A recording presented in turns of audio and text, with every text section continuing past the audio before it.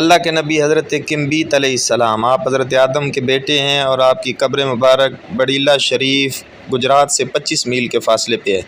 قبر کی لمبائی 70 گز ہے۔ اہل علاقہ کا کہنا ہے کہ اس قبر کی ہر سال پیمائش کی جاتی ہے۔ عجیب بات یہ ہے کہ ہر سال یا تو قبر 70 گز سے کچھ بڑھ جاتی ہے یا کم ہو جاتی ہے۔ یہ سلسلہ مدت مدید سے جاری ہے۔ یہ قبر مبارک حضرت کمبیت علیہ السلام کی طرف منسوب ہے۔ لوگوں کی آراء اور دعووں پر صرف یہی کہا جا سکتا ہے کہ یہاں جو کوئی بھی دفن ہے اس کا علم فقط اللہ رب العزت کی ذات کو ہے۔ حضرت کمبیت علیہ السلام کے مزار کے حوالے سے مقامی لوگوں کا یہ بھی دعویٰ ہے کہ اس علاقے پہ ان کی خاص نظر کرم ہے۔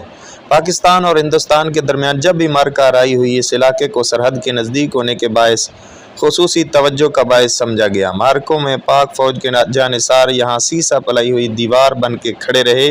یہ انہی بزرگوں کی برکت کا نتیجہ ہے کہ دشمن 1 انچ بھی آگے نہ بڑھ سکا۔ حافظ شمس الدین گلیانوی نے اپنی قلمی نسخے میں انبیاء کرام، صحابہ، غازیوں، شہیدوں کا جو شجرہ بیان کیا اپنی کتاب کے اندر، اس میں حضرت کمبیت کا نام 329 پیج پہ موجود ہے اور جائے مدفن بھی بڑیلہ شریف درج ہے۔